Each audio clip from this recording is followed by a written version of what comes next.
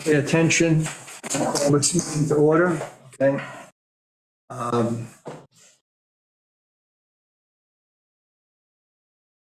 Welcome. Morning. Morning. Welcome to you. One change to the minutes.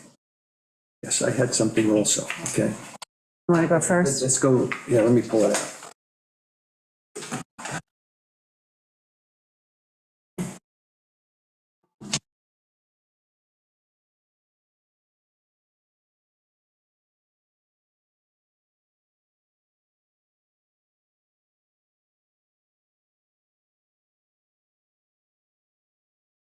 Okay. You go first, Kathy. Let me find my note here. Okay,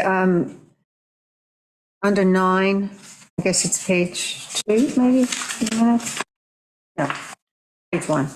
Under 9, I think I suggested, and if I volunteered, I didn't need to. I suggested, and I would help them too, but the WQI should have some workshops to help people with the paperwork and filling out the advanced septic system paperwork. Okay. And I I told Coco that I was the one that volunteered to help applicants. And I think you, Kathy, referenced the loan package. Yeah, and I sent that to, I guess, BJ and to Tui.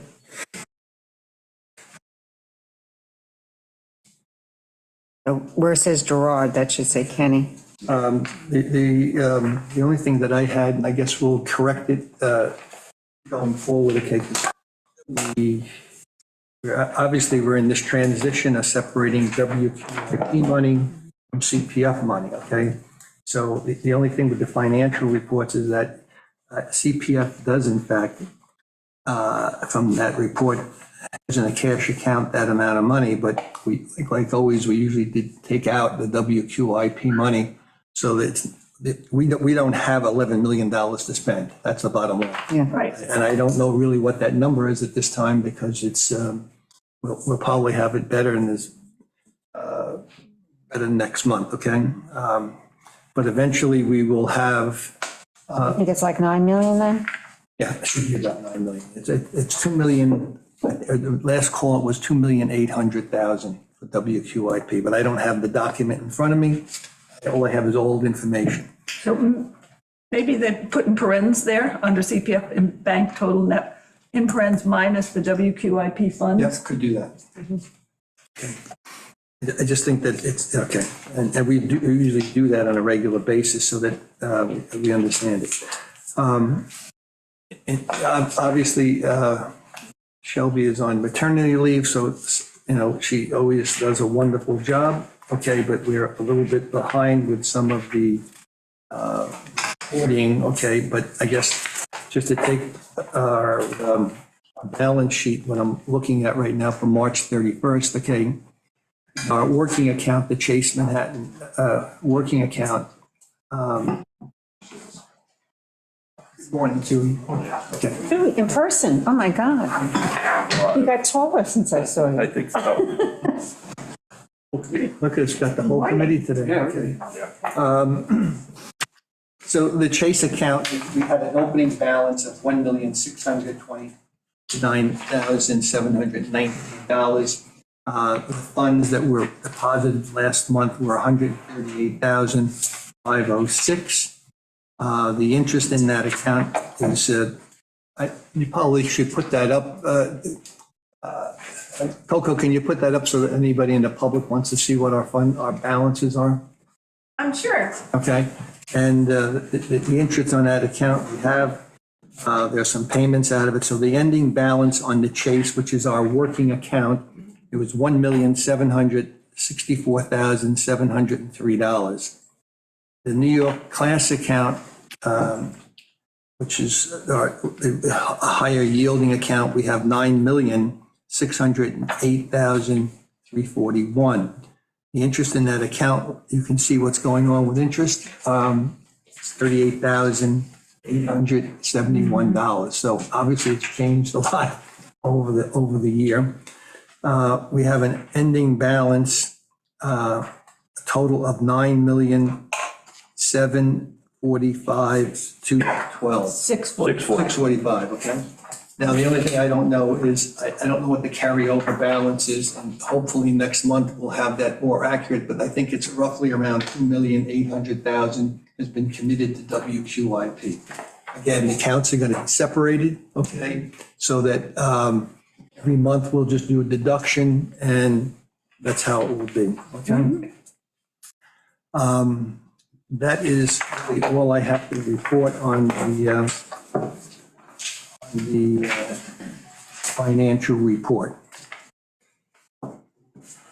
Next month, hopefully, we should be able to separate all the monies on a monthly basis. We'll know what we've budgeted for each property and also what monies we've spent. So we'll be current, and this way, everybody here at the table and the public knows what we've spent on properties, okay? Great. Obviously, we do our budget during August, okay, we usually break down all the properties, and then we usually allocate a certain amount of dollars for each property, which is approved by the town board, okay? That's in August, you And, said? yeah, and usually we're way under, we have no salaries with the exception of the clerk for the committee, okay? And, other than what we spend on maintaining property or buying property. Okay, so on that note, can I just get a motion to accept the minutes as they are, the financial report? In the minutes, In the minutes. In the minutes, yes. as amended, yeah. I'll make a motion. I second it. Okay. All in favor? Aye. Okay, the new acquisition plan, I hope everybody has looked at it, pulled it apart. Obviously, it's been around for a while, and you realize that the acquisition plan now, in fact, does include a WQI in the seat. There's an actual plan for WQIP, which we've never had before, okay? And it's included in the plan, okay? I don't know, someone requested recently what the difference was between the existing and the old, okay? I don't know, I don't think we got that, okay, No, but, I didn't do it that way. I'm sorry? I didn't do it that way. I just want to say I didn't do it that way to track the changes. Right, okay. But- Can I suggest if there's another time, usually done is if you take I some, understand that, Kathy, I really do. I just didn't do it that way. I find it onerous and. well, what's onerous is taking 2 hours to compare the old and the new. So I'm just suggesting, old, too. the I thought that usual the way old to was do really this, bad. can I finish my statement? The usual way to do it is to bracket out what you're removing, and just put in italics that which you're putting in new. Otherwise, I had to go sentence by sentence. And some of those sentences were, that's all. If there's a next time, that's all I'm suggesting. Okay. So can we take a look at this? And I've gone through it myself, okay? I don't know how to begin with it other than going on a page-by-page basis, okay? Sorry, Didn't bring mine. you didn't bring yours, okay? There's a map that's referenced here. Did you get a map? No, well, the map is what we have been using all along, which is what we use for the Green Options Committee. Okay, No, it says, as the map below shows, the concentration of nitrates, blah, blah, blah. What page or either? I'm looking at the second page, first page, Appendix A background. the pages aren't numbered, so that's a little difficult, okay? You're on the second page? Appendix. Well, it's just that before we Right. begin, there's a map that's referred to throughout, and there was no map You attached. don't have an email exchange about Sorry? that? Just to clarify, you and I had an email exchange about that map, and I had said that I was hoping the committee would update the map. In that email exchange that you and I had when you raised the Well, question. what was the map? Well, what are you referring to here now? Let's, Well, if you compare the old and the new, the old started with background, but this, throughout it refers, Well, there's no. it doesn't matter, but, but it doesn't matter. It's just, a map is referred to, and I didn't, What is the map? well, that's my question. The nitrogen The concentration? aquifer map, I don't know, there's maps all over the place. map two is, one is map one is preserved properties, and two is aquifer map, according to this index. We don't have an aquifer. All right, so it just, well, do you want to go first? Well, let's go page by page. It's easy. Okay, let's go through one at a time here, okay? There were some items that were highlighted in, You want your, here? I'm good here, okay. Were highlighted, okay, it talked about the referendum, the CPF. Well, the first thing that I wanted to understand, which I don't understand, is that the affordable housing proposition that was passed in November, okay, when CPF checks come into the town, okay, the WQIP money is included with the CPF checks, okay? I don't know how that's going to be. Is it, because it really was tied to CPF, so will there be a 2.5% transfer tax on the total property assigned to CPF, and then CPF has to distribute it? I don't know the answer to that question. Okay, because what came to my mind after I read this is that we never had WQIP in the acquisition plan, so where does affordable housing fall in? Okay, and, because then if it's that way, then when we distribute it, it should be line items for affordable housing as well as WQIP. And WQIP should have its own financial reports when they have their meetings, and show, so would be the affordable housing. This way, everybody knows where the funds are, because all we're going to be doing is just making a transfer and going into the various accounts. So I didn't know whether we were so specific here, talking about 2%, but it really, I think, is going to be 2.5%. And I don't know how that distribution is going to be made, so I think it's something that we should include. Okay, And when does that 0.5% start? April 1st. That's April 1st, yeah, with transactions after. Any contract that was signed before April 1st is exempt, anything signed after that.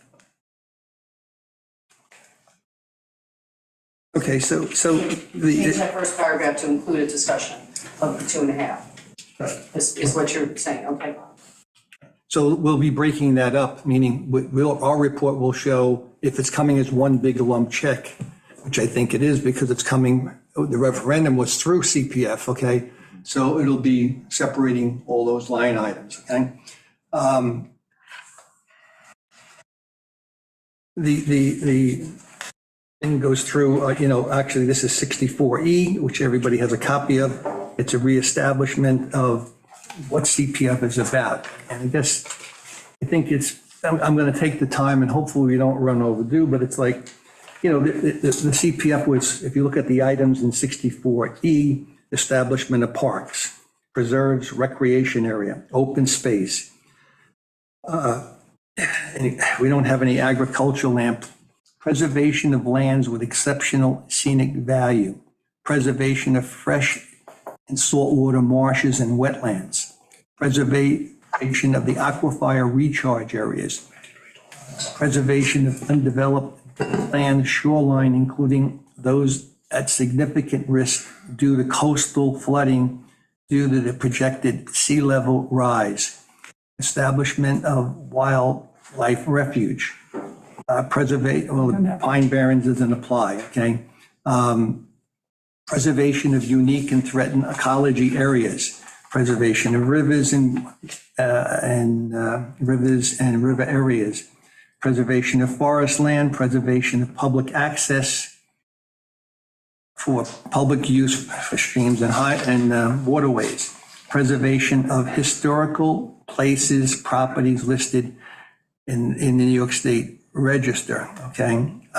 Undertaking of any of the aforementioned for the green belt. I don't think we really have a green belt that we've established here. As I recall, that was something that was decided against, is that correct? No, I'm just saying. We do? I wonder, should But we didn't include the waterways. Okay. preservation of lands necessary to protect fisheries, water-dependent uses essential to maintain and enhance maritime heritage. And obviously, the one that sort of has been, I'll just repeat it. Preservation of community character shall also include protection and improvement of the quality of all waters, okay? I think 64E is like a Bible, okay? We think we should be walking around with 64E, and we should know what it reads, okay? 64E, this whole thing with community character is something that we have discussed for a long time, okay? And I'm not going to get into it, okay? There'll be enough time to discuss that. But some of these things are very, the legislation was written in a little kind of a looser way left for interpretation, okay? But let's move on. Right underneath it has Community Preservation Project Plan Update, okay? And it says, it was highlighted, no monies from the fund shall be expended for management and stewardship except as approved in said plan. Now, the said plan we're referring to stewardship plan, and we don't, in our stewardship plans, we used to do stewardship plans that used to earmark a certain amount of money. When Ed Schillingberg was part of the committee, we decided, okay, rather than, because then if we some of them said $500 a year, okay? So what we did is we said, in our stewardship plans, the ones that the new ones and the ones we're dealing in the future, okay, a budget will be established, okay?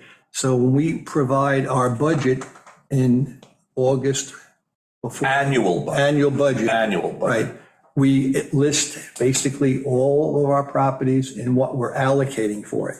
So I don't know how you want to write this one, BJ, but Go ahead. we really, somehow or other, we have to get it that the budget is really what determines it's not going to be in the stewardship plan. I guess that's the bottom line. Okay.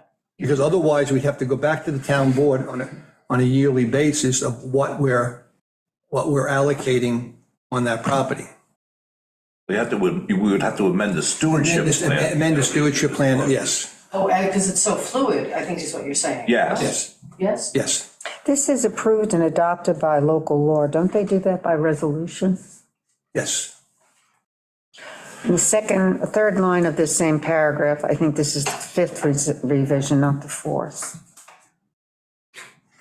But I don't know about the monies, Gordon, just back to this first sentence that before Kathy spoke. I don't know about the monies in the stewardship plan as much as a 3-year stewardship plan could say, this is what we want to do.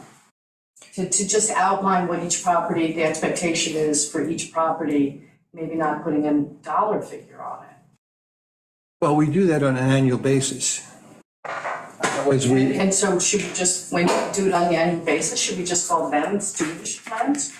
No, I don't know. Because when you buy the property in the stewardship plan, you declare what the intention of the use of the property is. Passive use, Yeah. hiking, we just leave it as it is. Right. So that's the plan. And then annually, if it's some In the of past, the some of the areas that we want to have walking trails have no walking trails. Right. So now we have to figure out where the trails go, which you Yeah. guys just did for Cackle Hill, and then how much is it gonna cost? Well, you don't know that when you start. And we're also doing catch-up because for a long time, the properties weren't Anything. made accessible. Right. So it's really So what would be the harm then in using what Gordon is saying, the annual discussion of yeah, what- but we still have, calling that, an update to the original stewardship plan, I mean. well, that's- it's really the management plan as opposed to you could call it an update. Right, I mean, if you're already doing the work, and if you consider. so it that- means all 20 properties, we'd have to go before the town board and have No, you present the budget now. we do it, right? Yeah. That's Yeah, all. so I'm saying, if you think it could be rolled into one thing that you're already doing, let's just. I just wanted you to be aware that Semantically what, adjust it. Yeah. we're still, we had stewardship plans that spelled out a dollar amount. To start, $500, maintenance, $500 a year. Well, it didn't. But they didn't do anything. Right, they didn't do anything, but the point is, what we're doing is we're trying to put them with this annual budget, and this way, when we go to the board and say, okay, Keckle Hill, we're gonna spend X number of dollars, and we spell out, what are we trying to do with it? Okay, that's how it works. So I just was questioning the language, that's all. I didn't want it to be that we couldn't spend money that wasn't allocated, and that we had to go forward with every expenditure.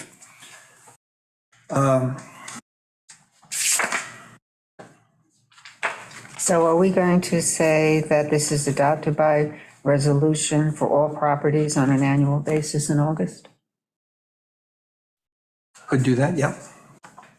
Write that down, Stu.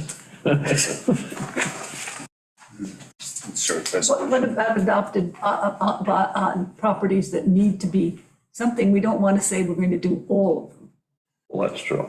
We want to say something adopted on those that are necessary or those. Okay, I like that. I don't know the wording, but, Well, proposed. yeah, proposed, We're, exactly. right, we're maintenance or upgrade as opposed. Right. Proposed. Exactly.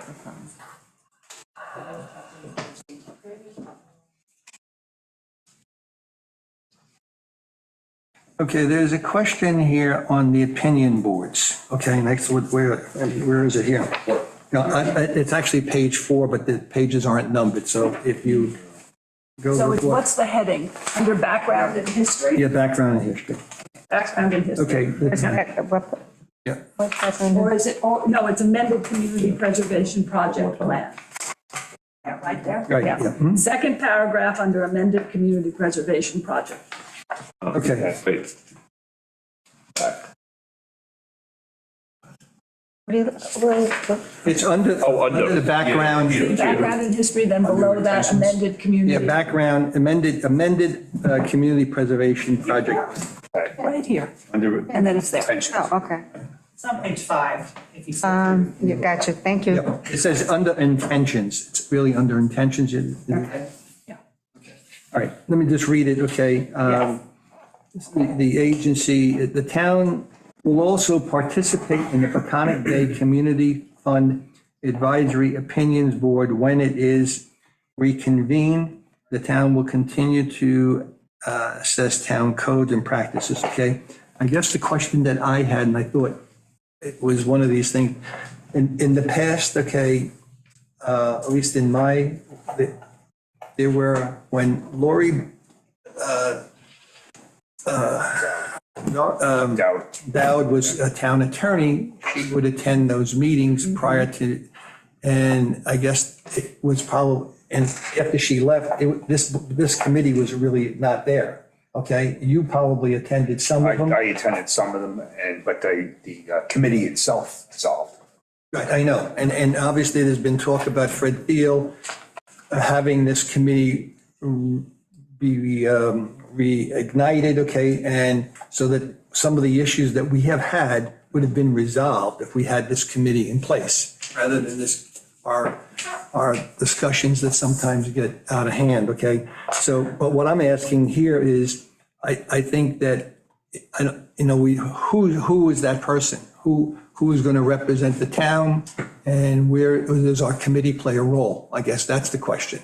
Okay, I think it would be good, I guess what I was coming from, it would be good if the committee who are dealing with some of these things could participate with the town when these opinion boards are reestablished. Is that a problem? I think you should definitely include whoever you guys decide from your committee. Yeah. I don't even think to put that in here, that's kind of obvious, and to me, like, why wouldn't it be a CPF member? And if the town attorney can attend, it probably should be him as well. You say Lori Dowd did, it sounds like, and you did, Chuck, it sounds like that would be a good. Yeah, Yeah, but when Lori left, there was some other meetings that took place, and I guess it would be nice if we could just include this where we're clear in terms of where we are. But that was also way early in the beginnings of the community preservation. Yes. Fund. So I'm sure there were a lot more issues that required legal minds to interpret the state statute, right? Well, they did things like affordable housing, okay? And that was an interpretation back in 2017 it was a segment over affordable housing Right. of opinions, but there's no sense in going back. Let's go forward with it and say, hey, we really would like to participate. Also, too, I would also say, disagree, I think the legislation is intentionally vague. Right. And so I think Yeah. there will always be legal questions Yeah. because of its vagueness and the changing nature of our climate. That's what I think. BJ, it's like the whole, when we, what's the statement? We're going to, from the town's point of view, the whole issue has been, we're going to explore what we can and cannot do with CPF property, the usage. I don't know whether that's ever been gotten to any particular further point of what you can do and you can't do, but that statement has been made. And I think those are the kind of things that if you went to this opinion board, we wouldn't have had this big contentiousness that we had over Clonawickus. That's why And this is so crucial. Sorry? That's why the plan is so crucial, because the town's saying, the next few years, this is what you can do. Okay, anyhow, let's move on. Okay, so that's on page 4. Also in that second paragraph under attentions, it says the town board intends to continue to utilize the CFP as its agency. It's an advisory role, it's not its agency. Great. That from the previous, I'll change. Yeah. Well,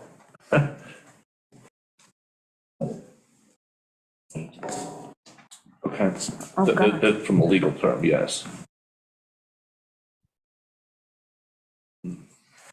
Oh, I don't know if we're on to the next page under category 1 of properties. This is also in the old.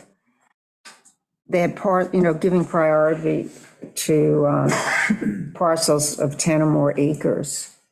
And I don't know if that's true.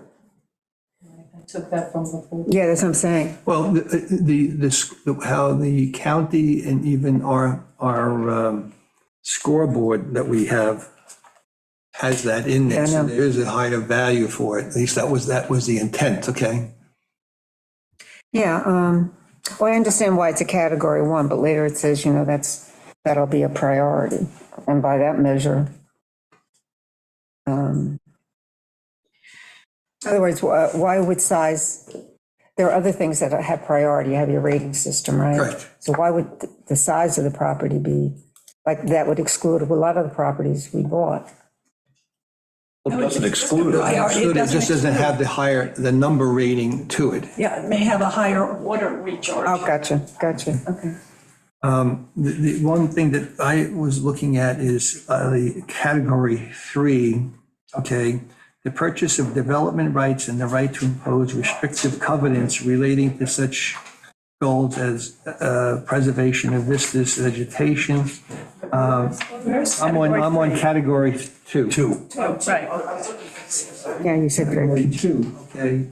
And, What line? Oh, it's the third, well, the whole okay, the third paragraph. line, the purchase of. So the ranking parcels targeting acquisition, consideration acquisition would involve the purchase of fee interest or purchase of development rights only. Okay?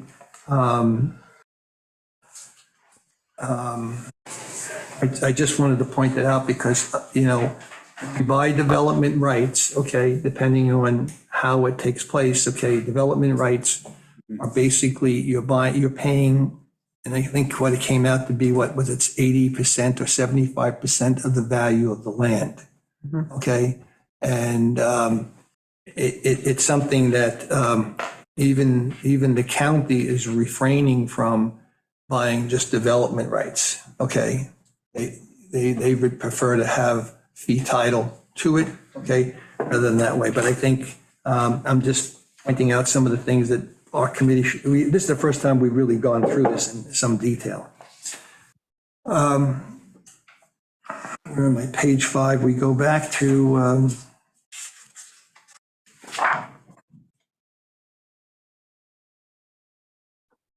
however, there may be, situations.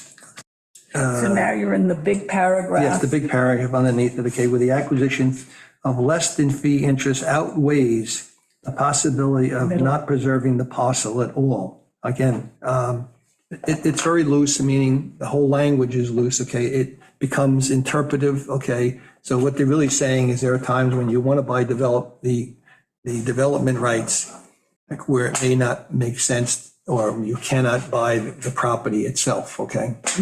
Okay, you know, when we go back to some of the things that you go back at the very beginning, you know, what's interesting, and just as a side note, is that we see what CPF has done with different acquisitions of the historical buildings, like in Sag Harbor, they bought the Steinbeck property, they got involved with the movie theater. Right.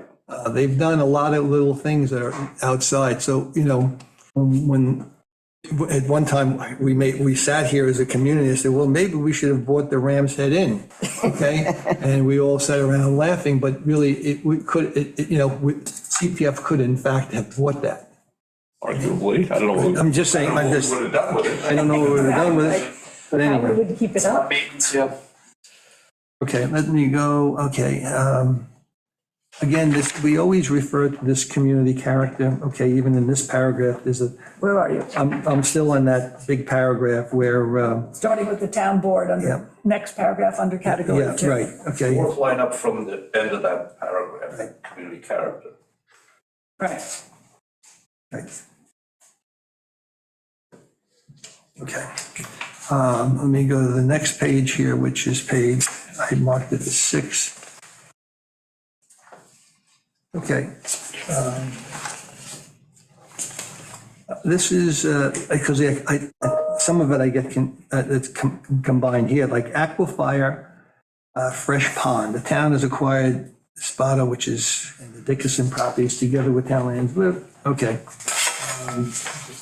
Preventing development of areas reduces the possible contamination of the aquifer of fertilizers, pesticides, and septics. So really, when we talk about eliminating septic systems, it does have value when we do our acquisition, just like I said at the beginning with vistas being adjacent to properties. But again, we go back here, like here, for example, St. Gabriel's, Clinowickus land, underneath that one. Clinowickus land, and thus comprises a significant freshwater aquifer recharge area.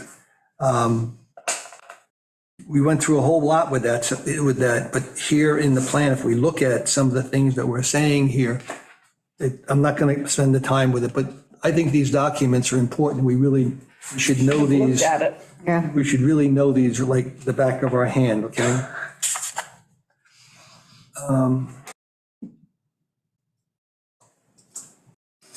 Okay, in the next page, on the shorefront, Protection aggregation. yes. I mean, we've added things in here, which is good. I'm glad that we talked about the white property, 8 and 9. And here it says under section 9, I was wondering to myself, everything is in place, all the documents have been closed, have been signed. We are definitely going to be having the closing on the Causeway property, okay, by our next meeting for sure, okay? So Great. you might want to add in here to this, because you mentioned the Causeway, you talk about the 9.6 acres, low-lying area Causeway. It really had to deal with wetlands, or it fit into that section pretty nicely. Okay, so I'm just mentioning that we're going to go through maybe we should think about putting that in here. Isn't that what I mean when I say in 2023, the town acquired? Yes. So what should I put in there? I'm sorry. Oh, I'm sorry, you did say it there. Yeah. I'm sorry, there it is. You got it. Low-lying Good, nature. Good.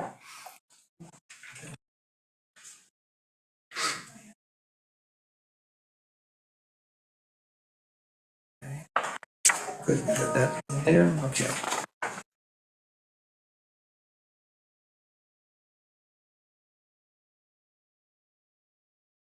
Okay. I'm on Appendix A, ground. It's a background, okay.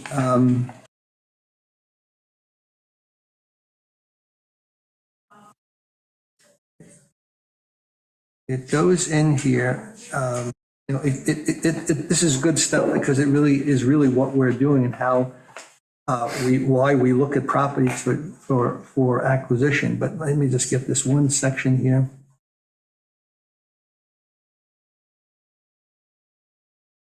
Silver Beach, Menantic, Tar Kettle, Hay Beach, Big Island, Big Ram. Water risk is particularly sensitive at the tips of the, I don't know what that, overdevelopment, hold on a second, insufficient pressure. This is the fourth paragraph. Right. I'm looking at, it goes in along the shoreline. Okay, so primary from saltwater intrusion. The cause of this intrusion is multifaceted: climate change, overdevelopment, overuse leading to insufficient pressure at the freshwater saltwater interface. These areas include Silver Beach, Menantic, Tar Kettle, Shorewood, Bay Beach, Big and Little Rams. Potable water is particularly sensitive at the tips of the peninsulas, and acquisitions which reduce the water draw and the septic intrusion into these areas have value in the overall community preservation program. We have a lot of those properties that we're currently looking at. Okay, it matches that one together. You know, we talk about golf courses, and I guess the other issue is we have no restrictions on golf courses. At least that's the way it has been explained to me. So do we know what stuff goes into the ground from golf courses? Is there any annual reporting from, I mean, we know that Gardeners Bay is looking for additional water. Huh? Twice. They want to double their tank. Right, right. But, you know, According to DEC, they have to keep a record, okay. but presumably they do. It's not a public record, though. You have to ask for it. Record of usage. Well, what they use, probably the amount too, but. You know, as we talk about nitrates and how many pounds that we're eliminating and everything else, I don't know. It just seems that since these are big people, okay, and I don't know, we're concerned about our water, okay, we should be concerned about the big dogs who use the most, okay? And it's a question of what they're putting on the golf courses. Some golf courses are very green and Yep. ecological, and some aren't at all. And I have no I wish we idea. could be a leader in the industry for that. You know, Little Shelter Island, you know, I wish our golf course could be the most natural and beautiful. That national in Southampton is totally ecologically green. They do a great job, so it can be done. I just don't know what they do here. Yeah, I think it's that. Can we go We back should to find out. paragraph, the second paragraph on the same page? I think something was left out in the last sentence. Another, Where are you, Kathy? I'm sorry. second paragraph, last sentence. Appendix A background. Thank In other you. words, the flushing. Flushing the nitrates from the aquifer along the spine will take 50 years to eliminate in the absence of any remedial measures. Flushing means that. Okay. Flushing means, Also left out from the original. The next paragraph, the last sentence, lands reserved to recharge the aquifer are important, but added to that mandate will be lands that we potentially use as well fields. And the, Yes. and the original, that was interesting to me. Protection of the aquifer is the highest priority. And that was in the original, it doesn't appear here. So I think that should be put back in. I just don't know where you are. Third paragraph, Okay. appendix A. This starts with the simple fact forces. And should say protection of the aquifer ahead of that simple fact? Well, I should look at the original, but I just have a note, this was left out. Protection of the aquifer is the highest priority. That's great. And that was left out from the original. From what I understand about well fields, okay, is that community preservation, again, this is new here, and I guess that's what I wanted to, I'm glad you pointed that out again.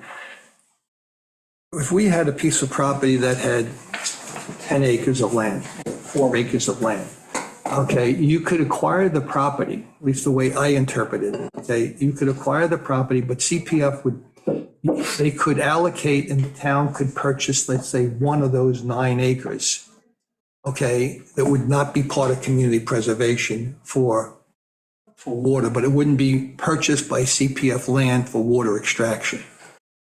But this implies that it could be. I know that. That's what I thought was interesting.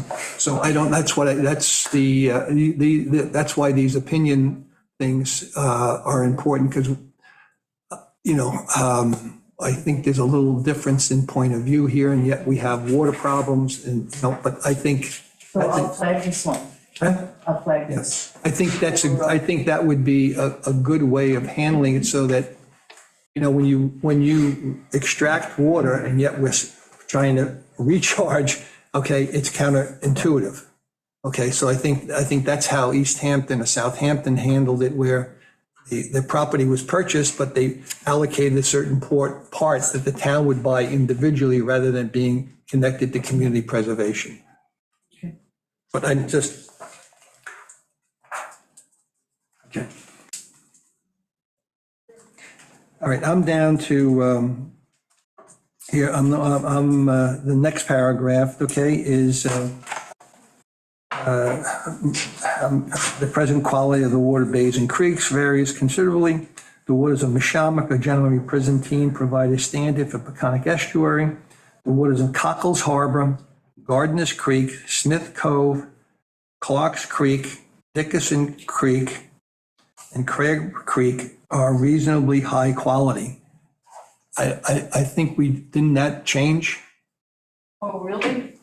I don't know. Well, I'm talking about Gardeners Creek. Yeah, Gardner's Creek is fine as far as I know. I it mean, is now. what's bad about it? No, I thought that was it was almost very similar. They don't go clamming in there, They do. not during the season, No, because there's boats in the harbor. right? But I thought the water quality there was questionable. No, I don't think so, but okay. I'm just, I'll remove it, but I don't think so. well, I think, I'm asking you to remove it. I just, I think I think there is data that supports either it's good or it's not good, okay? I'm sure with all the stuff that we've done with centralized wastewater, I'm sure there must have been testing there that somebody has in terms of what the quality is. Because No, because frankly, the new wastewater treatment plant would be the addition of one house. No, I'm not worried about to the that. creek, so. I don't want to get into this, I don't want to talk about the central water system. Oh, I really- thought you just mentioned, I'm sorry. I'm really having trouble hearing. No, okay, let me speak up a little bit. What I'm saying is, I thought that the issue there in Chase Creek and in Gardeners Creek was the lack of flow, so the water, the health of the marine life in those areas was limited. It's not though, so Okay. I'll research it and come Okay. back, but I think it's, I They, mean, I live on. they do close the creek certain times if there's a heavy rainfall. Yeah, It's closed. and they close it in the summer That's because the typical. harbor's full of Yeah. boats, and the Heights treatment You hear it on the plant radio. contributes to some degradation there. Okay. No, it doesn't actually. By winter, it does, they did these flows, okay. The heights, what comes out of the treatment plant is very minimal.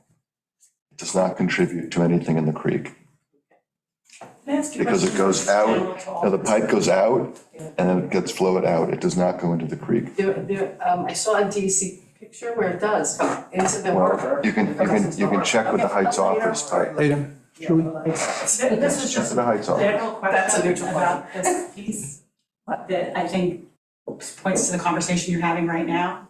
What are the standards and how are they determined, and what's the source that you go to say to make these qualifications? Because there's a lot of sort of subjective words in there, including the quality of water and blah, blah, blah. I think it would be helpful for people like me who are reading it to say, what's the standard? Give me a little footnote that says based on New York State DEC blah, blah, blah, or based on US Geological Survey blah, blah, blah. I think it would be helpful and make it feel as though it's actually pinned to the science, which I know it is. I know the intention is to have it be pinned. I mean, it's just That's data. But I'd it's, just like to see what the data is. That's a very good point, but it would be nice to use the same standard and not use one and then another that helps your cause. Good One point. General question. Yeah. Good point. Can I just go quickly back to, and you sort of jumped on this point, but where in some of the areas where Silver Beach, Monantic, where things are sort of at risk, just think again that the idea that you're going to buy land to help people continue bad habits is a bad idea. So how would you reword that, or how would I put that in there? So you're saying by, let me get, because I want to understand that too, it sounds important.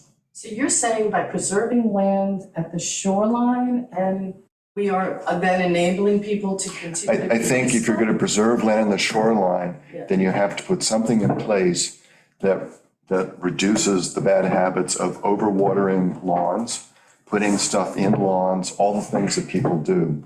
You're sort of, it's like giving, Carte blanche. Carte blanche. Yeah, misused or something. Does that belong in the CPF I was gonna say, acquisition plan? Isn't that WQI? No, I think you're bringing up the point, it probably doesn't belong with us, but I guess the point is that there are multiple, as the board has mentioned, there are multiple prongs of solving our water issues, okay? And it's almost like if we just provide good drinking water, okay? And they can open the tap, they can drink their water. Who cares about fertilizers unless there's some other things that you do? You understand what I'm saying?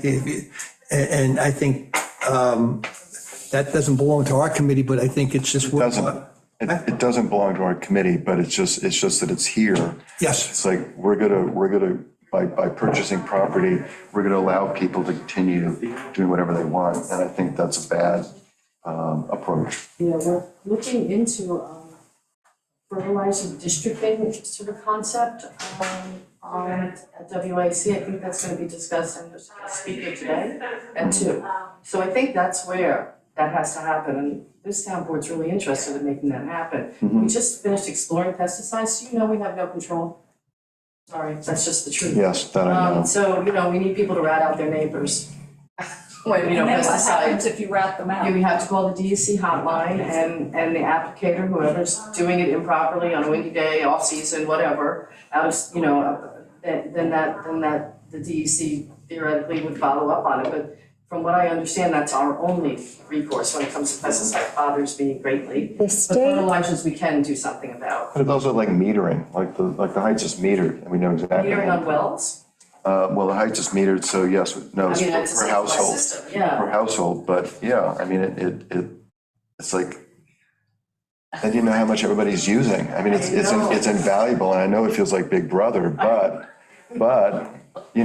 if you read about the Suffolk County Water Authority report about what people use in the South Fork, it is obscene. People using 6 million gallons of water Not a that year. different than South Fork. So anyway, I don't want to take up time with this. On the Appendix C, okay? Which has all the list of properties here that are on like a target list of some type. Okay, I've gone through all of them, okay, and rather than bore everybody through it, okay, I think I probably should circulate this, like 12 North Monantic Road, that's owned by somebody, that's already been purchased. That's already, some of these things are off the books They're here. not on the market Right, anymore. exactly. I mean, and I don't want to go into individual properties, but I mean, there's a whole list here of things. I think that we should really look at this a little bit, maybe in more depth in terms of our target. Sorry, but the previous list included properties that were not on the market. I'm sorry? The previous list, I just kind of used it as a guide. Right, When I developed, I just took off some stuff, that Right. was already preserved or, that you hit already. But this included properties that were not on the market. Meaning they've already been sold, so they're not going to, I'm Or assuming. they haven't come on the market. Yeah. Oh, yeah, haven't come on the market, But that's their fine. property is considered to They be, might have been on the list Right, and target they're list. gone now. Right. yeah. That's all. I don't know. Well, gone means gone today, but they could come back up for sale in 3 years, the person who bought Right. the 17 acres or whatever it is. Like Belvedere, for Belvedere and out. Right. You know, that the family just rejiggered their ownership. What does that mean? Does that mean that now they're set to keep it in the family for generations, or does that mean they're getting ready to subdivide? Right. I don't know, so it's there. So I don't know, Gordon, if it shouldn't include properties that were recently transferred or not. If a divorce happens, we might just be in luck. I'm sorry. Buy it. If divorce happens. Yeah. The acreage on 22 and 28 Congdon Road is way off, by the by. They have listed at 16.84, in fact, it's 5.07. And they have the second acreage at 4.75, and it's actually 1.008. So Wow. just, I don't know how that number Whose came. property is this? Is this the Harms? It's Murdoch and Marin. Oh, that one. That's on the corner? I didn't look at the map that way. Yeah, it should be. That's their house.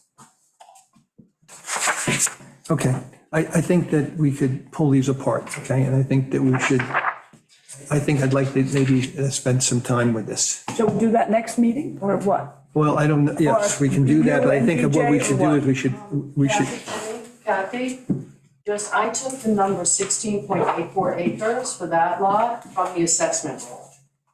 I took it from the GIS. Okay, And I the think the ass- assessment roll is where you gotta go. No, I think Because the actually, GIS actually takes it from the assessment roll. okay. well, whichever, which way, there's a big discrepancy, that's all. I'm gonna take the assessment roll, because that's the database that is official. You know, and so, all right, let's, I have this, I will circulate it, I will give you a copy of what I have, okay, and we can go over these, okay? And obviously there, underneath that is all the language of 64E, okay? And again, we go back to, it goes through all these things, and again, we go back to, I'm taking item P, preservation of community character shall include the protection and improvement of quality of all water resources, okay? Let me move on. I'm not gonna,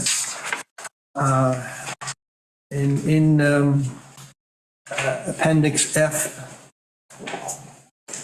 Okay. So that's after we get after all the properties. Yes.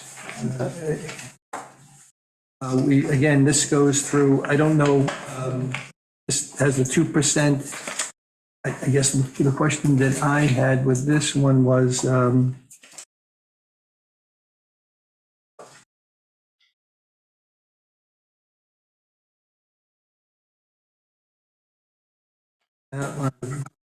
I have nothing on this other than that. Would this be changed? Because I guess the question is going to be is this going to be changed to a 2.5%? And then it's going to Did spell, we discuss that at the beginning? yep, Yeah. So you want me to discuss that again? right. No, Oh, okay, I didn't know. I just think we need to get to the bottom of that. Right. Okay. Some of this stuff is new, like I think on the very next page, okay. This is, again, this is if appropriate, the WQIP uses are not identified in the calendar year, money can be held for future projects, okay? And I know that we sort of had a lot of discussions over that and of whether, you know, so now WQIP has a list of projects, okay?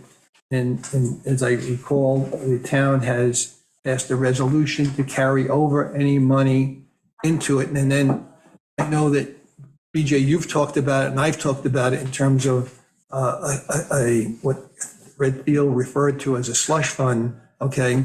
I hate that expression, to be quite honest with you. I think that Sounds it's a terrible, it sounds like something.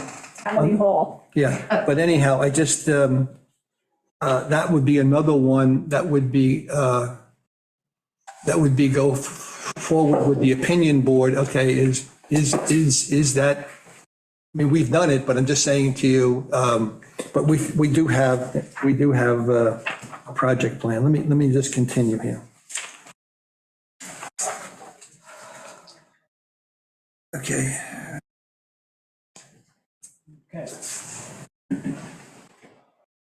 I'm just pulling out some of the things that I thought was significant. It's in the legislation, but just for the committee, okay?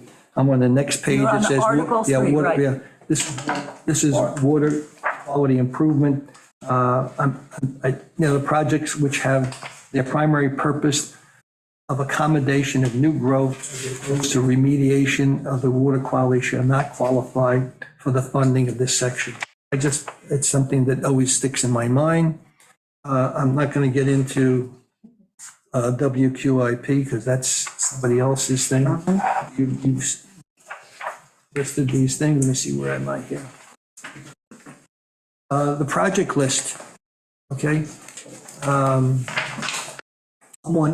still on Appendix F, okay? And this is something new, and I guess it's the proposed quality water improvement projects, okay? Where are you, Gordon? I am on Appendix F. You have to go 5 pages more. What's the first word at the top of It it? says Appendix X, proposed water quality improvement projects. It's the heading, and it says number 1 in the 6 years since.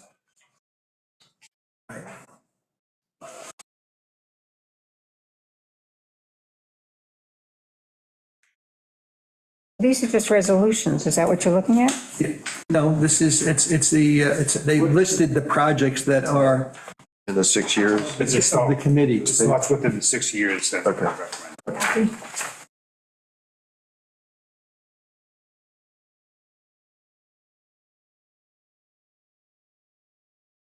Oh, yeah, Going. Okay. going.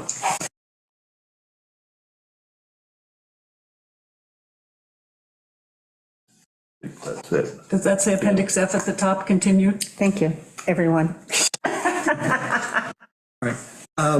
This is a brand new, this is brand new in terms of WQIP having these projects. And again, I have nothing to do with WQIP, but it was just, I caught my eye.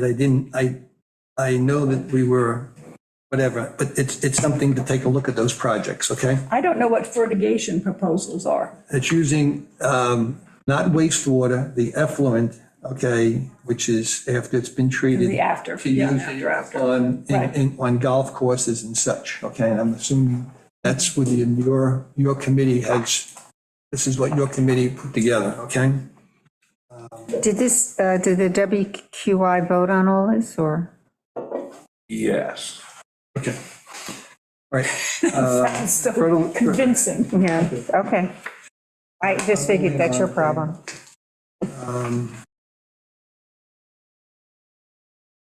The part that I didn't understand, okay, is Appendix H. Okay?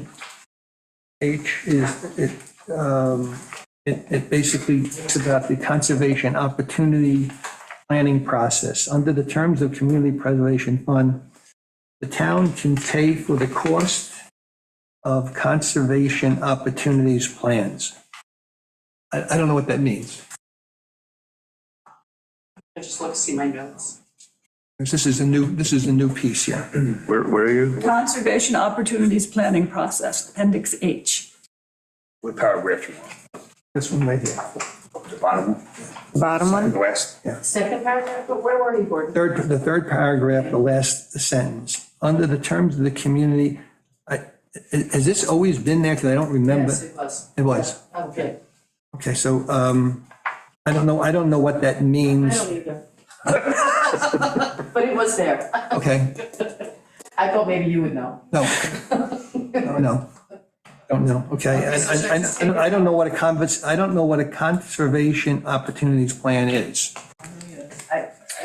There's a bunch of things that are a mystery. Is it in the legislation? Maybe Howard would know? No? Howard, you ever hear I have that? it in Well, italics. that might be the plans, preservation plans that we have in the town, protected lands, the 6 properties part of that. Oh, you mean in the nature preserve? Howard? I'm sorry. Good morning, I'm Howard Johansson, Good morning. Morning. Conservation Advisory. I'm sitting here just learning stuff, and very interesting. Oh, it makes sense, yeah, okay. It could be the preserved properties of the town. We have the 6 properties, which is like Shell Beach, Wade's Beach, Satchel's Woods, Ice Pond. What the others are, I'm not fan, but it's like, so maybe that's part of it, because that's what the Conservation Advisory Committee is responsible for. But I didn't realize that community preservation funds could be used for the properties you're just talking about. But this says We don't have any funds, really. Okay. This sounds like hiring a consultant to Exactly. come in and do something. for private landowners, to assist Oh, landowners. To induce landowners to. Assist landowners to figure out how they can be part of this. So would we, does that mean that we would, I mean, there have been certain properties, okay, where people are unsure of what they want to do, so we could expend CPF money to do all kinds of things, doing things that perhaps an owner should do. Is that, I guess what I'm saying? I think it would be something along the lines of getting the South Fork, the group for the South Fork, their advisors coming in and advising what could be done if they charge. Okay, but not a specific property. I don't know, I think it's specific, for a specific property. Could be. Okay. Somebody has a large parcel and we're trying to induce them to preserve Right, a portion of it. And so that may be help them figure out the tax benefits, somebody that's very good at that. subdivision there. I don't know. For the East End. It's mentioned in Southampton's, comprehensive, whatever this plan is, Acquisition. Southampton mentions it. That's, Okay. okay. All right, I just want to, with this acquisition plan, I just want to discuss something that's really relative to it, and what I'm trying to understand, without getting into, I just like to know the relationship of the town engineer. Does he always report through the town board, or there's some reason why we ask for information, he can't report directly to us? No reason. Okay.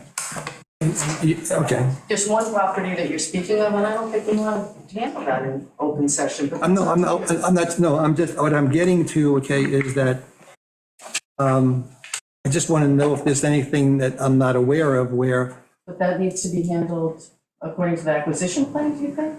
no, I'm sorry. it's just in general, Oh. because when we're evaluating properties, okay, I just want to make sure there's nothing that I'm not aware of, okay, relative to, because Yeah, no, it's the so same thing with acquisition. so we should have availability. I don't understand why I can't get those. It's the same question. What's It's that? the same question. Acquisition worksheets. I don't know. It's like this lack of, so, yeah. I don't know what you're saying. I don't either. Well, we can talk about it later. Well, I just want to bring it up, okay, so Yeah, just let's to, talk about it later. no, I just would like to clarify this, though, if I could. There's no reason No reason to what? for the engineer not to report directly to you. Okay. The thing that you're speaking of happened while he was out. I don't want to And talk so about that I- specifics. So that I was the one who conveyed the information to you. That's how it happened. But because the engineer said he couldn't speak directly to me, he had to go through the town board. I can't speak to why Joe said that. I can. That's okay, but let's do that later. Okay. The other thing is, which is not here, okay, but we have a lot on the agenda. We'll address this in executive session, okay? Let's go to move on to the property preserve updates, Okay. okay? What? Tim? Yes. Yeah. Let's talk about West Neck. Sure. And it'd be easy if I go over here.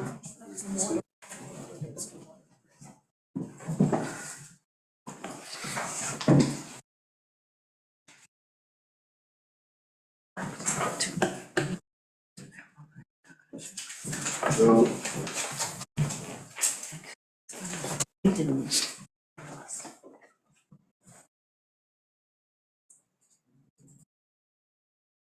that what he gave us? Yes, okay.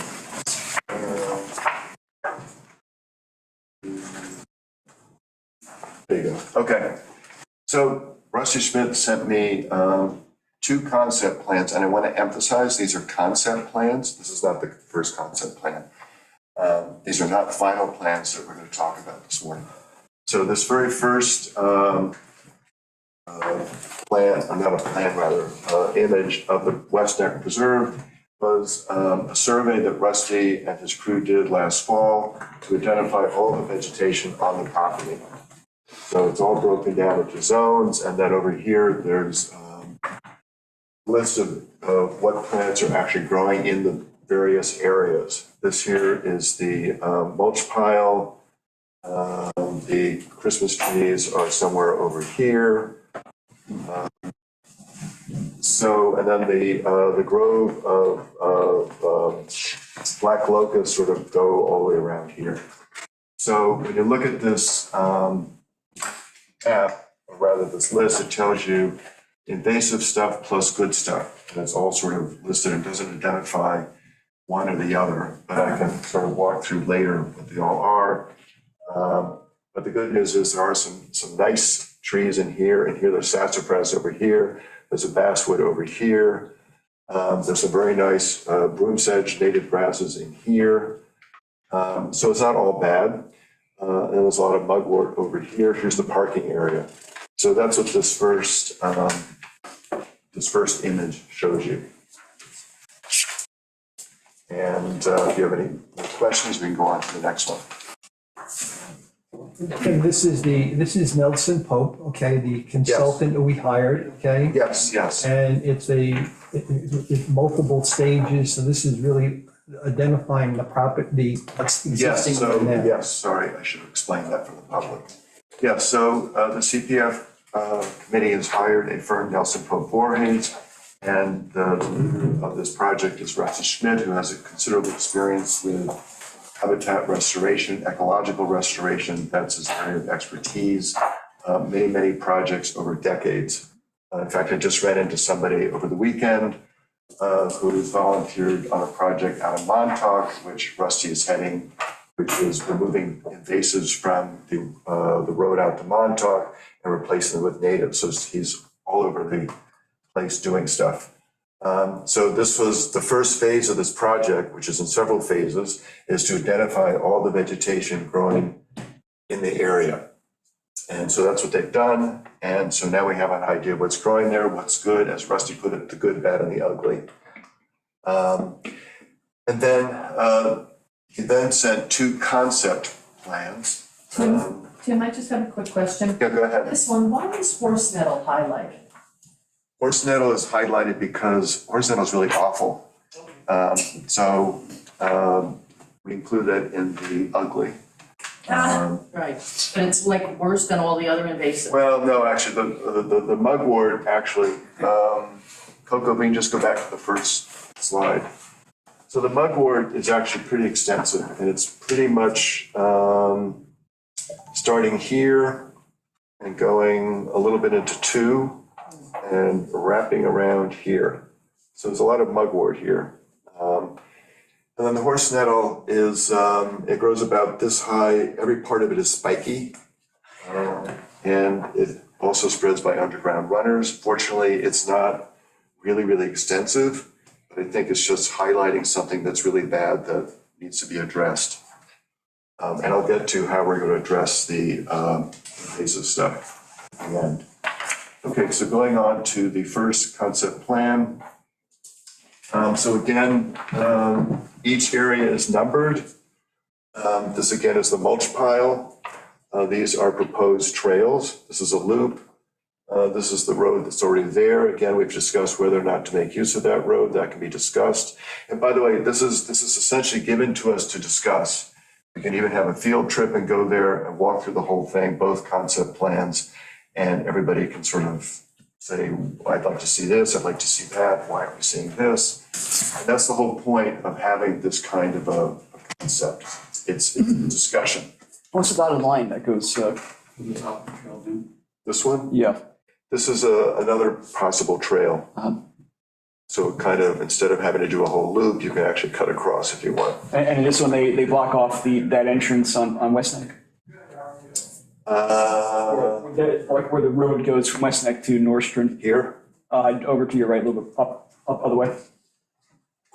If you, this one, I think this actually goes all the way through, right? Right.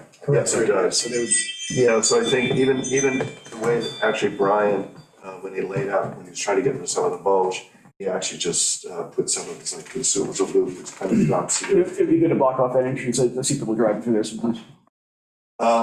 Yes, I agree. Yeah. Here, number 11 is preserve woodland, so you have woodland. Number 3 is a managed woodland extension. It's a keep existing, plant a woodland to transition into the Christmas tree area, remove managed princess trees. So the princess trees are over here.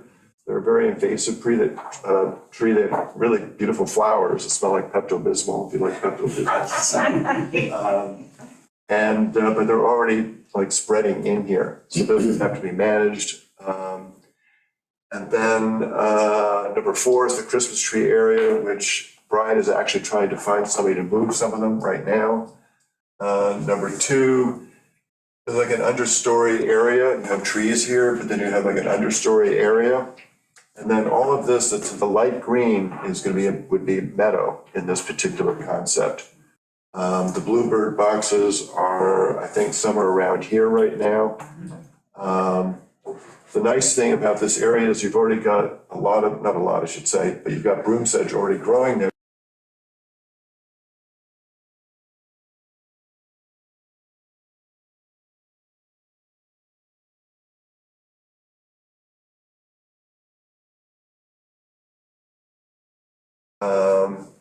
Is this the one? Yeah, so Rusty and I discussed having sort of demonstration gardens in this area. And so we actually just devoted all of this to demonstration gardens, and Rusty and I talked last week for a bit, and my feeling was it's kind of too big for demonstration gardens. It's a huge area. So we sort of discussed taking some of this woodland area, moving it into here, and then a sort of a more transition woodland shrubs here, and reducing the size of the demonstration gardens. Another thought I had was we could move the demonstration gardens closer to the parking area. But again, this is something that's open for discussion. People should think about what we would want. But I think having several demonstration gardens is a really great idea. Can you tell me what you mean by that? Well, here you'd have a meadow. It's like sort of a wild meadow. Yep. But here you could have all the plants that are going to be in the meadow. And you would have them in different sort of plots here, in different combinations, where one would, let's say, have more grasses than flowering perennials. One would be more formal. So if somebody didn't want to have a wild native garden, they could have a more formal one. And wouldn't you label them and say Yes, everything would what be their labeled. background was and that Yes. they were native to the area? Yes, everything would be labeled. Okay. So people can come and look and sort of like, it's like shopping or something. You go and look and say, well, I like that, or I like parts of this and parts of that. And then you bring your landscape designer with you and say, I want this. So it's just a way for people to think about what they can do in their own home landscapes. I'm just about to start a series of articles for the Reporter about this subject, of how sort of to encourage people to create more habitat in their home landscapes and make them more fecund, to use a word, for insects and birds. And less use of water. And less use of water, pesticides and herbicides and other things. So this is one idea, and it's a really pretty big meadow, but which is great. We need meadows, and the bluebirds will love having a big meadow, plus other birds. So let's go to the next slide. I'll show you just some of the differences with the other concept. So this concept switches the meadow area more over this way, and then you get more sort of woodland sort of surrounding this area. Here's the parking area. You also have the trails are pretty much the same, but then you have some trails sort of intersecting and going through. So for the woodland, what would that involve like planting, trees? Yes. Yeah. Yeah, you have to, so all of this has to be replanted. And again, as we've discussed, and for all of you out there, this is all the way done in stages over a multi-year period. It's first of all, there's some maintenance of invasive stuff that has to be taken care of on a yearly basis before planting can happen there, but it may happen sooner than we think. But also, it's just a matter of cost. You can't revegetate a whole 5-acre area unless you have millions and millions of dollars. So by doing it annually, adding more and more as you go along in different areas, it's manageable from an economic point of view, but also from a management point of view. And one other thing I want to point out, in here, there's a dip in the ground. It's like a bowl. And what has been proposed for there is it's not going to be a pond. It will dry up in the summertime unless we get lots of rain during the summer. But it might be sort of a temporary pond, which might be advantageous for peeper frogs and other sort of creatures. So Rusty wants to sort of think of that as sort of a special area. It would not be filled in, it would be kept as a bowl, and then it would be planted with plants that would work in that particular area. Neither of these plants have plant lists. That will come in the next phase. And the goal for the meadows is to really try to use as much as possible local genetic material that's local to Shelter Island and the East End. For instance, the Long Island Native Plant Initiative is an organization that actually collects seeds from different regions of the East End, including Neshomic. They grow the seeds and then they either sell them to the public or they work with landscapers for revegetation projects. So Rusty's goal is to actually try to tap in as much as possible into some of these growers who are using local genotypes particularly for the meadow area. It's not going to be possible to get local genotypes for all the plants, but as much as possible. So those are the two plans. Any questions? I like the amount of meadows you have on Plan A. That's the one before this? Yeah, and I also like the picnic area that you have on Plan B. If you could possibly just throw that little picnic area into that, where you have the. So just, keep notes, Chuck. Yeah, I think here, there's a viewpoint, which you can have a bench here. You can have the picnic table in some place. All those things, need to be discussed. The other thing we talked about was ADA, accessibility, access rather. And again, that if we can go back to the first slide, the one before this, Coco. This one. So again, Rusty can help us sort of try to figure out if that's something that we want to do, where it would go. If you want to do like this loop.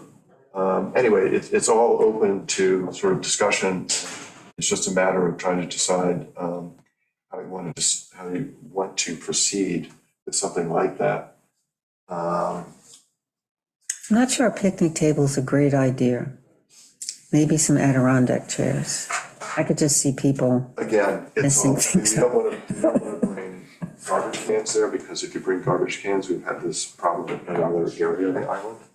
People just bring all their garbage. Right. So, Benches. but, these are all things we can talk about. This is really just sort of, these are idea maps.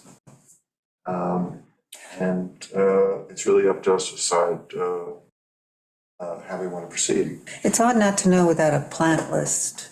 What's that? To me, it's, because I'm not you, it's hard for me to imagine without a plant list, so I could look at. Well, What should I be looking at? So I think we should have a field trip at some point, all of us, ideally at the same time. Because then I could walk you through and show you some of the things that are there that are good, some of the things are not good. And you'll just get a better idea of sort of, you look at it, of sort of how this could look. You take the plants with us and walk around. And then when it comes time to actual plants, we'll have photographs of each plant. I'll explain what they are, why they're valuable. Again, the idea of a meadow is it's going to be mostly grassland, but then intermix with that grassland, you'll hit the butterfly weed, the orange flowered milkweed plant, and some other plants that, and again, the other thing is we have to be aware of deer. We don't want to plant a lot of stuff that the deer are going to eat in the first week. So that's going to be another consideration, but I grow mostly deer resistant plants. And a lot of the plants that I grow are plants that I think would probably work well here. But Rusty knows a lot more than I do, so he may have ideas for things which I haven't thought of, which is why we have somebody like Rusty on this project. And then the final thing is management of the invasives. So the mugwort, which I pointed out, is all in here. So we did talk about that.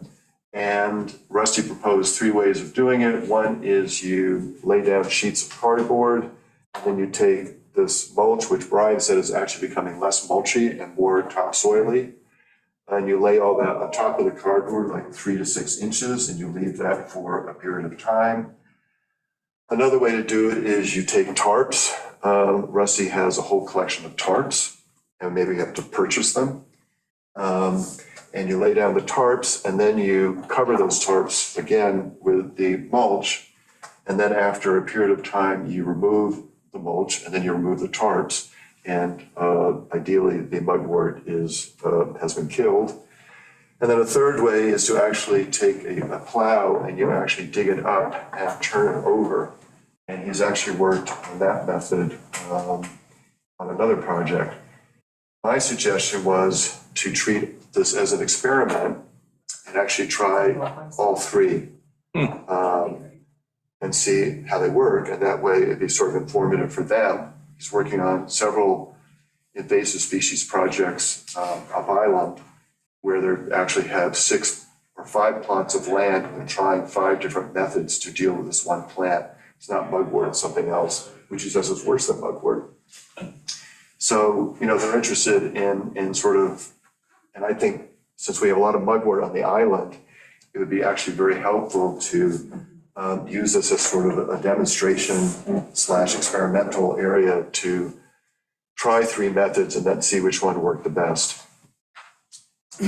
With the cardboard method, if you put the soil on top of it, though, would you plant something away? No, what you have to do is you have to wait for the mugwort to actually die. But the advantage of having the cardboard is that it disintegrates and you can plant plugs directly into that area. Whereas with the tarp, you would have to remove the tarp and then go back in and plant. Yeah, it seems like a pain.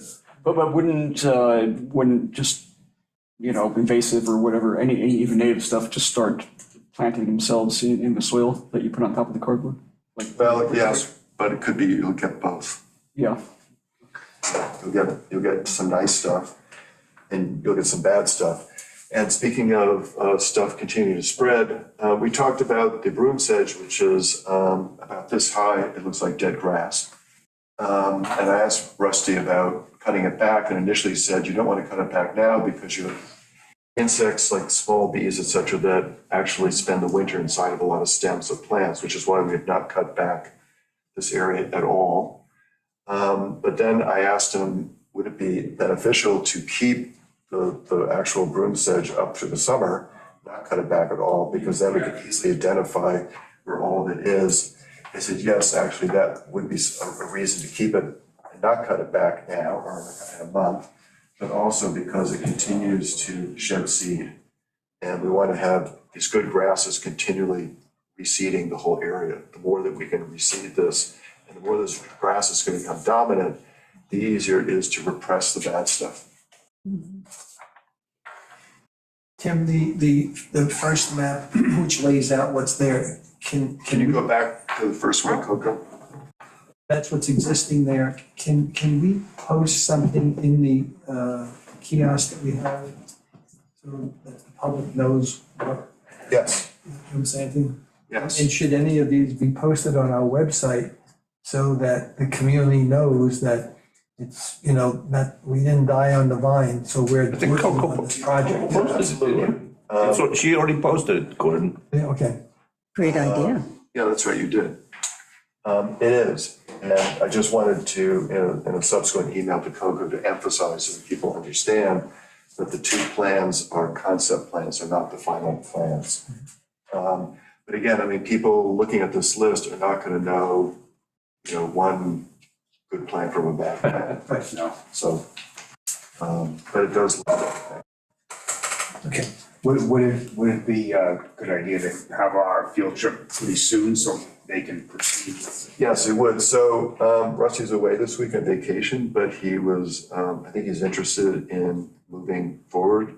Not quickly, but, not waiting 2 more months and for us to make up our minds. So that we can start actually, for instance, coming up with management plans or some of the invasive stuff in the early summer. The mugwort now is about this high. It's a beautiful green carpet. Yes, we should have our field trip soon, and then we should have, we discuss it, maybe we have a separate meeting. And talk about what all of you would like to see, and then proceed that way. So then after we sort of come up with all the things we want to see, then we go back to Rusty, they come up with a semi-final plan. And then, assuming we're all happy, then you go to a final plan. And then it'll list all the plants that will go in specific areas, plus they'll work out a schedule for planting, costs for plants, sources for plants, all of that stuff will be part of the package. Okay. You have a concept, a ballpark of what this will cost? I don't. It really depends. A lot of like meadow things, you're not gonna get you're not gonna get a 3-gallon container, you're gonna plant plugs. And Long Island Native Plant Initiative, you can actually buy whole trays of plugs. And it's very cost effective. And that's the other thing. The final thing is that we talked about when to plant, and it really depends on, the problem is if we try to put something in the spring, early summer, and we get another summer this year like last summer, it's really problematic. You could lose everything, and we don't want to have that. So it might be beneficial to wait until the fall for some of this planting. Do we conceive of doing these plug planting with the volunteer crew? Well, that's another question, which is either we can hire Nelson Poforius to help with this stuff, or we get volunteers with oversight. Plugs are pretty easy to put in. I do it all the time. So I'd be happy to gather a volunteer crew, explain what we're doing, and then everybody just puts in plugs. And the thing is, if you have a meadow like this, you can put in, you don't have to put in thousands of plugs of one plant. You can put in, I don't know, let's say 50 and spread them out, and then they just start spreading their seed. Right. So it kind of, ideally, this will sort of start to grow naturally once you get it going. Can't wait. Yeah, that's exciting. This is great. Thanks, Tim. So Tim, maybe we should plan on something for the next 2 weeks to do a site visit. Yes. Okay, and this way we're prepared for, move this thing along so we don't hold him up. Correct. That's the goal, so Yes. so within the next 2 weeks, we'll do it. Okay. I know we're running over time here, but just briefly, I was gonna be talking you an update on the White acquisition, but I think what we're going to do, okay, is there's nothing really overly pressing there. We just briefly, we visited the site, they're getting ready to put the road in, okay, and the parking area we're gonna have to clear, so we're trying to get it all done at the same time. And I'm getting a quotation, because the parking belongs to us, okay? So the Corzini, who is the contractor putting the room in. They've actually changed the gravel. It's not, to a more aesthetic looking gravel, so it looks more natural in the area. So I'll have that very shortly and I'll prepare it, obviously maybe in another 2 weeks so that we can come back maybe, or at least talk about it by email, okay? I'd just like to move on because I know we have some, where time goes, elongates here. Cackle Hill. I don't know, we have an issue with, not an issue, I know they've opened it up. I've been, has anybody been, you've been to the property? I was right? there Right, 2 days ago. and the town has done a pretty good job cleaning it up a little bit. We're going all the way to the back. I guess what I'm looking for, okay, is the property really backs up to a house on the back side, okay? There's like a clearing there. So the issue is our line is not clear. Landscapers do dump stuff on CPF property, okay? And I think we need to have some way of identifying, not with a fence, but some way of identifying what that line is across, because it is a vista, and you don't want to be obtrusive because it's a beautiful area there. So, one of the thought processes that when I visited was to put in posts with, there are bluebird boxes there now, but maybe we could just use a simple post which would identify the property line. Okay, it means that we would have to survey that property, at least the back, so we know where our boundaries are, okay? Has it not been surveyed previously? It has been, It was Hammer years ago, Yeah. but nothing, you can't see. you can't find any. That's the case with a lot of properties. Right. A lot of properties, we just have to have We better. talked about putting in those 4-foot high columns at the corners when. Right, well, that's what we should do, right now, but I'm just saying, right now, we don't know, so I think I would like to get, I'm gonna call Hemmer to see what he wants to stake that out for us, so we know where the property lines, we don't want people walking down there and walking on private property. Can he just give us the coordinates? Yeah, And we could. And we could watch. We can do with that. That's ourselves. Anyhow, it's pretty good, they've done a good cleanup there. He just has to update the survey. Did he do the original? That's what we need, yeah. Yeah, that's what it would be, okay, and, I don't know, but Tim, you would know better. What about just putting bluebird houses there and say, Putting, the property line and say. That's what he's talking about. Oh, I didn't know you were going to put them there. We don't know where the property line is. so the bluebirds will attack you if you go. Don't they have to be by themselves, bluebirds? Or is if you're walking there, it's not. all right, the other thing to talk about is on St. Gabriel's, okay, Ed Schillingberg, when he was part of our committee, our St. Gabriel's borders Fox and Creek.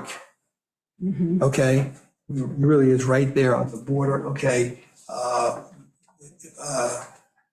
When people are walking on, that state property is, I think it's 50 some odd acres there, it's open to the public, okay, for enjoyment and walking. Goes down all the way to Cockles Harbor, so we're gonna make a small path through that brush from St. Gabriel Meadows to Fox and Creek Road, okay? We're not, it's only brush and it's all invasives there to begin with, but it will be a walking path through there, okay? Has that been done yet? They're working on it now, We're gonna- okay? I think we should call it Ed's Way. Yes. Way. Okay, yeah, I think you're That's right. sweet. Okay. Okay, that's all we really have on this agenda. We're really running over time and we still have some things to discuss in the capital improvements. Tui, do you have anything? I was wandering aimlessly. So I guess I'm going to throw it out to anybody here in the public, okay, who might have any questions about what we've been discussing today. And I don't know if there's anybody in the public that wants to, I see some people who haven't met before. I see that Mr. Tedford is here, okay? And I see another person from the Tedford family. Is there anybody who has any words that want to be spoken? Gordon, hello, hi, can you hear me? Yes, I can, yes. Okay, great. This is Alistair Tedford. We haven't spoken for a long time. You'll remember that I sold the property to the town that has become the Lima Bean Fields, and CPF has, I sold 14 of 20 acres, and the CPF has expressed an interest in buying the remaining 6. I just wonder where that stands. What I would suggest, okay, is if you wanted to stay behind into our executive session, I think we would be glad to open up the floor and hear some comments from you. Okay. Can you stay on? We're going to close this out in a few minutes, okay? If there's anybody else that has any questions, this is the time. Otherwise, I'm going to make a motion to close the public session and go into a executive session to discuss some current acquisitions that we're involved with. Second.